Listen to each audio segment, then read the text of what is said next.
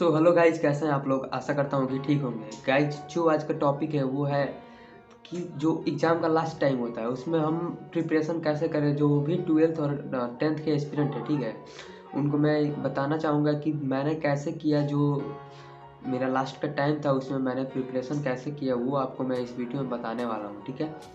तो मैं समझता हूँ कहीं ना कहीं ये वीडियो आपके लिए इम्पोर्टेंट होगी, ठीक है, हेल्पफुल होगी। सो आप वीडियो में बने रहें लास्ट तक। अगर आप 12th और 10th में अभी है, जो 2022 में एग्ज़ाम है उसका देने वाला है, तो ठीक है, तो अंत तक वीडियो में बने रहिए। और चैनल को अभी तक सब्सक्राइब नहीं किया है तो कर लीजिए, आपके लिए हेल्पफुल होगा।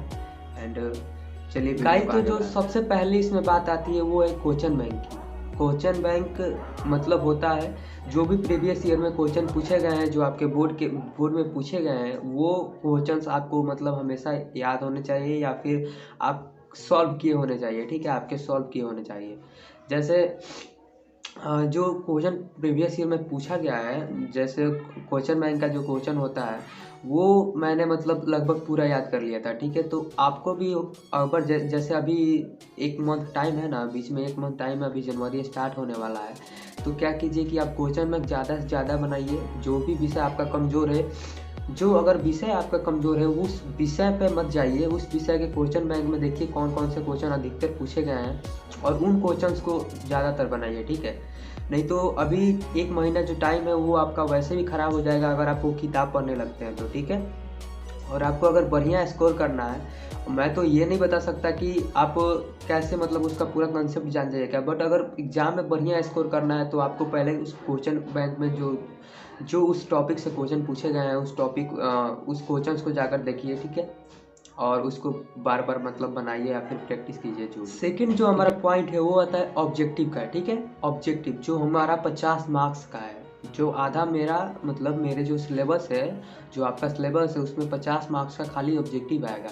तो ऑब्जेक्टिव पे विशेष फोकस होनी चाहिए, क्योंकि जो लोग भी ज़्यादा स्कोर करते हैं ना, जैसे मैंने ज़्यादा स्कोर किया था, मतलब एक देखा जाए एवरेज तो किया था थोड़ा सा, तो ऑब्जेक्टिव उसमें बहुत ज़्यादा भूमिका निभाता है। क्योंकि ऑब्जेक्टिव अगर आप 50 में से 49 या फिर मतलब समझिए कि 45 प्लस अगर मार देते हैं तो उसमें तो आपका ऐसा ही हो जाता है कि 80 प्लस मार्क्स तो आना ही है, ठीक है। तो ऑब्जेक्टिव पे विशेष फोकस कीजिए। ये नहीं बोल रहा कि आप ऑब्जेक्टिव याद कीजिए, ठीक है, आप तो सब्जेक्टिव ही याद कीजिए, बट उससे ऑब्जेक्टिव बनाना सीखिए।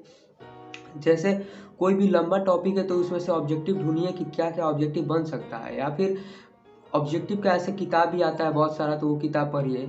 और ऑब्जेक्टिव जो है पीछे का जो भौतिकी का बात कर रहा हूँ मैं, फिजिक्स में जो भारती भवन का किताब है, उसके अगर पीछे का आप सब ऑब्जेक्टिव याद कर लेते हैं तो मेरी मतलब गारंटी है कि आप 35 में 35 ऑब्जेक्टिव मार के आएंगे फिजिक्स में, ठीक है। क्योंकि मैंने भी वैसा ही किया था। और केमिस्ट्री का तो नहीं बोल सकता, क्योंकि केमिस्ट्री में आप देखते होंगे क्वेश्चन बैंक में भी अगर देखे होंगे कभी तो, कि केमिस्ट्री में अलग अलग सवाल पूछे जाते हैं, लेकिन फिजिक्स में है जो बार बार एक ही सवाल रिपीट हुआ है ऑब्जेक्टिव में भी, ठीक है। तो भौतिकी में वो भारती भवन वाला किताब का याद कर लीजिए, फिजिक्स और केमिस्ट्री का भी देखिए अपने से, ठीक है। बट फोकस ज़्यादातर ऑब्जेक्टिव पे भी होनी चाहिए, इसको छोड़ के नहीं जाना है, ठीक है। क्योंकि ज़्यादा स्कोर ऑब्जेक्टिव से ही हो सकता है। सब्जेक्टिव से आप कितना भी स्कोर करेंगे तो उसमें लिखना पड़ता है ना, तो लिखने में आपका मार्क्स कट सकता है, लेकिन ऑब्जेक्टिव तो जितना बनाइएगा उतना आपका होगा, ठीक है। तो सेकंड पॉइंट है जो ऑब्जेक्टिव है उस पर आप विशेष फोकस कीजिएगा। जो हमारा थर्ड टॉपिक है वो है रिमेंबर 2 मार्क्स वाले क्वेश्चंस, ठीक है। जो 2 मार्क्स वाले क्वेश्चंस होते हैं उनका बहुत ज़्यादा भूमिका होता है जो हम एग्ज़ाम देते हैं उसमें। पता है क्यों? क्योंकि जो 2 मार्क्स वाले क्वेश्चन होते हैं उनसे हमें ऑब्जेक्टिव भी मिल जाता है और सब्जेक्टिव भी मिल जाता है, और सब्जेक्टिव में भी 5 मार्क्स वाले क्वेश्चंस आपको मिलेंगे। क्योंकि आप जब क्वेश्चन बैंक देखे होंगे तो उसमें देखे होंगे कि जो 5 मार्क्स वाला क्वेश्चन होता है उसमें 2 नंबर वाला क्वेश्चन दे देता है और उसको बोलता है कि तीनों को सॉल्व कीजिए, 5 मार्क्स ले लीजिए, ठीक है। तो वैसे आप 2 मार्क्स वाले क्वेश्चंस पे बहुत ज़्यादा फोकस करिए और देखिए प्रीवियस ईयर में जितने भी 2 मार्क्स वाले क्वेश्चन पूछे हैं उसे याद कर लीजिए, ठीक है। 2 मार्क्स वाला जितना भी क्वेश्चन पूछा गया उसे आप जल्दी से जल्दी याद कर लीजिए, ये जो 1 माह बचा है उसमें। और वो क्वेश्चंस मत छोड़िएगा जो बार बार पूछे गए हैं, ठीक है। जैसे पराशरण है, पराशरण दाब है, ठीक है। और केमिस्ट्री का मैंने याद किया था तो याद है थोड़ा बहुत। ठीक है।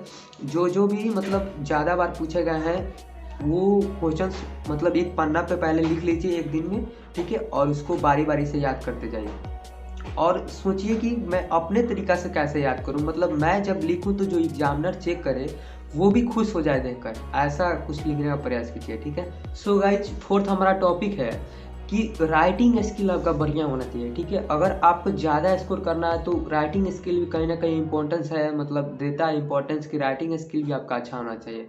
और एक आता है कि लिखने का तरीका, मैंने जो 10th में दिया था एग्जाम उसमें तो मुझे नहीं पता था कि लिखने का तरीका कैसे होता है, लेकिन जो 12th एग्जाम आया उसमें मैंने राकेश भैया से पूछा था कि लिखने का तरीका कैसा होता है, ठीक है।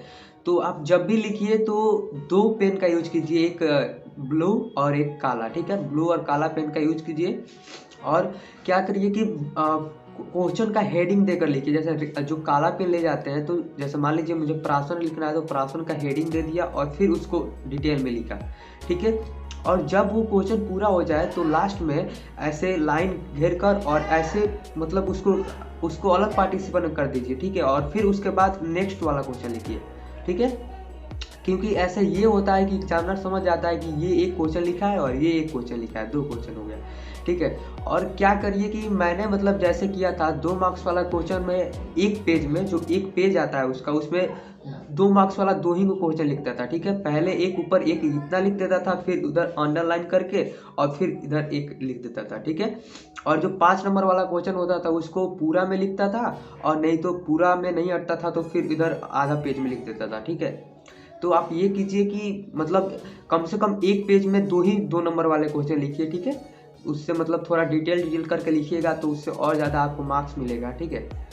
और जब भी क्वेश्चन ना याद हो तो लास्ट में उससे रिलेटेड कुछ भी याद हो तो वो लिख सकते हैं आप, क्योंकि उतना मतलब नहीं देखा जाता, बट हर क्वेश्चन में ऐसा नहीं कर देना है, ठीक है।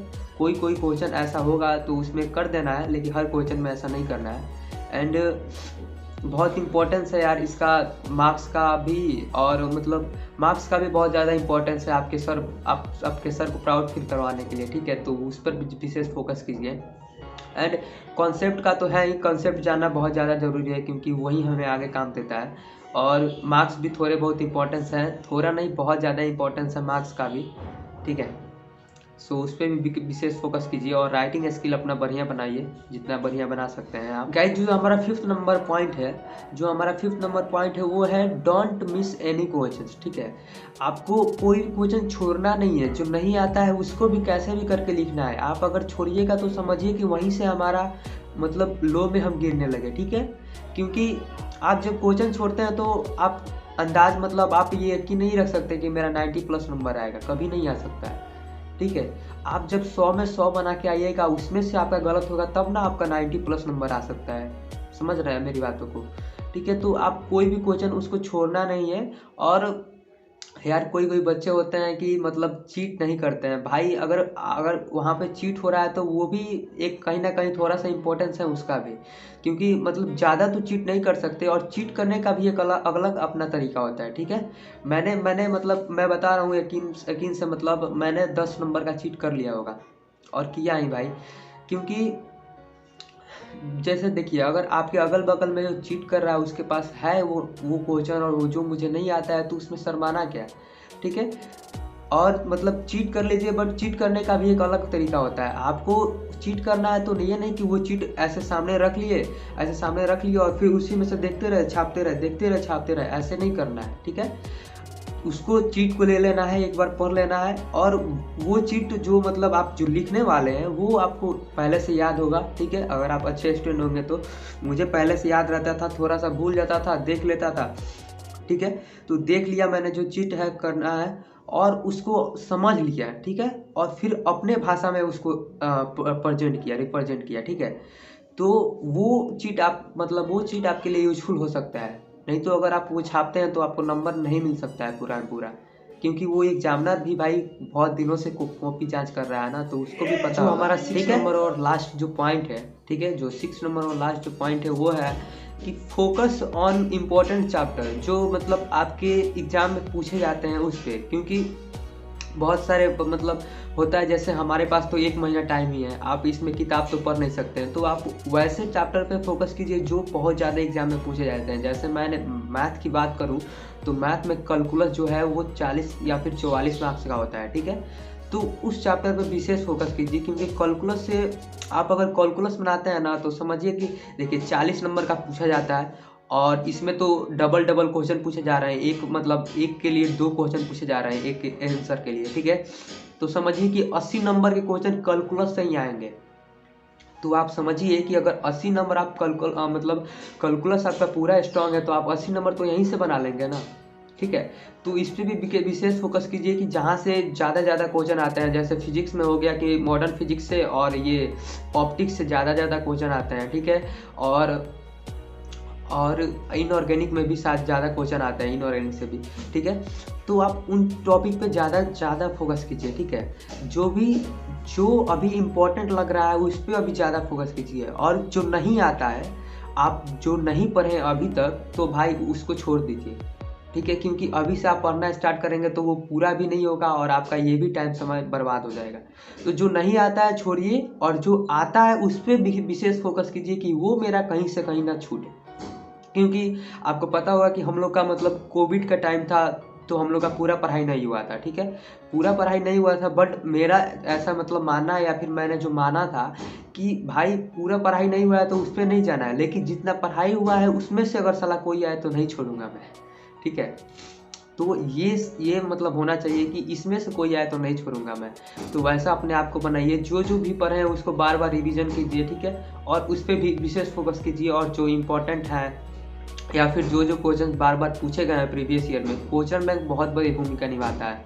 आप समझिए कि जो 12th और 10th का एग्जाम होता है उसमें अगर आप क्वेश्चन बैंक पढ़ लेते हैं तो समझिए कि वही मतलब सफिशियंट है फर्स्ट आने के लिए। क्वेश्चन बैंक ही सफिशियंट है फर्स्ट आने के लिए, क्योंकि क्वेश्चन बैंक, हाँ, लेकिन ये नहीं बोल रहा है कि आपको टीचर्स की ज़रूरत नहीं पड़ेगी, टीचर्स की भी ज़रूरत पड़ेगी, क्योंकि टीचर्स से बताता है हमको कि कैसे उस क्वेश्चन को डील करना है, ठीक है। लेकिन क्वेश्चन बैंक का जो क्वेश्चन है, क्वेश्चंस का मैं बात कर रहा है, आंसर्स का नहीं। क्वेश्चन बैंक में जो आंसर्स है आप उस पर बिल्कुल फोकस मत कीजिएगा, क्योंकि वो आंसर्स गलत भी आते हैं, ठीक है। क्वेश्चन बैंक में से बस आप मतलब क्वेश्चन एक पन्ने पे लिख लीजिएगा, ठीक है। और आंसर जो आपके सर लिखवाए हैं या फिर जो आपने खुद से बनाया है उस पर विशेष फोकस कीजिएगा, गाइस, ठीक है। अब मैं मतलब कुछ शेयर करना चाहता हूँ, जो एग्जाम टाइम आप एग्जाम जब देने जाते हैं तो वो कई बच्चों के साथ होता है कि कई बच्चों को पता होता है कि एग्जाम का जो 6 दिन होता है, मतलब 6 दिन जो एग्जाम हम देने का है उसमें नहीं पढ़ना होता है। ऐसा बात नहीं है भाई, अगर आप नहीं पढ़ते हैं तो समझिए कि आप बहुत सारा चीज़ गवा देंगे, ठीक है। क्योंकि वो 6 दिन जो है वो हम लोग के लिए बहुत ज़्यादा इम्पोर्टेंट होते हैं। वो 6 दिन में मतलब हम लोग को रिवीजन करना होता है कि हम लोग क्या पढ़े हैं, ठीक है, आप समझ रहे हैं। क्योंकि देखिए, अगर मतलब मेरा अगर लिया जाए तो मैं 6 दिन में बस एक ही बार नहाया हूँ, ठीक है। मैंने नहाया भी नहीं था, क्योंकि मतलब मुझे उस टाइम वो आदत भी नहीं थी, ठीक है, नहाने की। और आप समझिए कि नहाना नहीं है तो क्या दिन भर पढ़ते रहना, सोना भी नहीं है, ऐसा भी नहीं है भाई। सोइए, 5 से 6 घंटा सो लीजिए, ठीक है, क्योंकि सोना भी ज़रूरी है। अगर सोइएगा नहीं तो एक पता चलेगा कि एग्जाम हॉल में नींद आने लगी आपको, ठीक है। तो सोना भी इम्पोर्टेंट है। और क्या कीजिए कि मतलब जो जैसे 6 दिन में क्या कीजिए, जैसे मैं करता था अपना बता रहा हूँ कि शाम को या फिर रात को मैं जो लिखने वाला होता था वो करता था, या फिर राइटिंग मतलब जो लिखने वाला होता है या फिर जो याद करने वाला होता है, ठीक है। और सुबह उठते ही 4 बजे मैं उठता था, तो 4 बजे से सुबह उठते ही मतलब ईयरफोन लगा के और ऑब्जेक्टिव क्वेश्चन सिर्फ सुनता रहता था, ठीक है। तो आप क्या करेंगे, क्योंकि यूट्यूब पे आप देखेंगे कि बहुत सारे उस टाइम ऑब्जेक्टिव क्वेश्चन का मतलब डाला हुआ रहता है, तो वो भी बहुत ज़्यादा हेल्पफुल होता है लास्ट के मतलब टाइम में, क्योंकि वो लोग पता नहीं कहाँ से ऑब्जेक्टिव लाते हैं और फिर आपके सामने ऐसे देते हैं, तो आपके माइंड में भी खनकता है कि अरे ये तो ऑब्जेक्टिव मैंने पढ़ा ही था, तो वो याद हो जाता है, रिवीजन हो जाता है उस टाइम। अगर वो एग्जाम में पूछ गया तो आप खुश भी होते हैं कि अरे ये तो पढ़ के ही आया मैं, ऐसे होता था, मेरे संग भी होता था, ठीक है। तो जब सुबह उठिए तो फ़ोन से यूट्यूब से आप देख सकते हैं, यूट्यूब पे बहुत ज़्यादा उस टाइम आ जाता है ऑब्जेक्टिव का मतलब पेपर की वो लोग ऑब्जेक्टिव सॉल्व कराते हैं, और सिर्फ क्वेश्चंस पढ़ेंगे और उसका आंसर बता के निकलेंगे, क्वेश्चंस पढ़ेंगे आंसर बताएंगे, ठीक है। ऐसे देखिए, हो सकेगा तो मैं भी करूँगा ऐसे, तो आप मेरे चैनल को भी सब्सक्राइब कर सकते हैं इसके लिए। ठीक है। और ये भी बहुत ज़्यादा इंपॉर्टेंट है, ठीक है। तो इस पर भी ध्यान दीजिए कि आप मतलब उस टाइम को गंवाइए मत सोने में, ठीक है, कि बस सोते रहे, आराम करते रहे, 6 दिन ऐसे ही बीत जाएगा, ये बहुत गलत बात है, ठीक है। उसको भी आप मतलब पढ़ाई में लगाइए। देखिए जैसे आपको जब लिखना होगा तो ऐसे देखिए, यहाँ पे हेडिंग है, हेडिंग आप दे दिए, फिर अंडरलाइन कर दिए, फिर 2 डॉट देकर और ऐसे लिख दिए, ठीक है। और इतना दूर लिखे, और फिर दूसरा जब क्वेश्चन लिखना होगा तो यहाँ पे जैसे ये मैंने रेड पेन से किया है, अभी आप रेड पेन मत यूज कीजिएगा, ठीक है, तो ब्लू या ब्लैक पेन यूज कीजिएगा। और फिर इधर अंडरलाइन मतलब अंडरलाइन कर दिए उसको, ठीक है। और फिर यहाँ से दूसरा हेडिंग दे दिए और फिर लिखना चालू किए और फिर अंडरलाइन कर दिए, ऐसे करिएगा, ठीक है। सो मैंने जितना भी आपको बताया, आई होप मतलब आपके लिए यूजफुल रहे परीक्षा में, ठीक है, आप जब परीक्षा देने जाए तो। और अगर आपको ये वीडियो अच्छा लगा है, ठीक है, और थोड़ा सा भी आपको समझ में आया है कि मतलब ये मेरे लिए अच्छा किए हैं, तो प्लीज़ लाइक कीजिएगा वीडियो को, और वीडियो को ज़्यादा से ज़्यादा अपने दोस्तों के पास शेयर भी कीजिएगा, क्योंकि उन लोगों को भी ज़रूरत है कि कैसे लास्ट मंथ में हम कैसे प्रिपरेशन करें अपना, ठीक है। सो गाइज, मैं जहाँ तक मानता हूँ कि मैंने यही किया था, ठीक है, और अब अपना मतलब एक्सपीरियंस आपके साथ शेयर किया, और मैंने बिहार बोर्ड से अभी 91.2% स्कोर किया था, ठीक है। सो धन्यवाद आपका, आप इतना देर तक मेरा वीडियो देखें, और चैनल पर अभी तक हैं और नहीं सब्सक्राइब किए हैं तो सब्सक्राइब कीजिए हमारे चैनल को, एंड हमारे साथ जुड़िए और हंसते रहिए, खुश रहिए। Be happy. Thank you so much.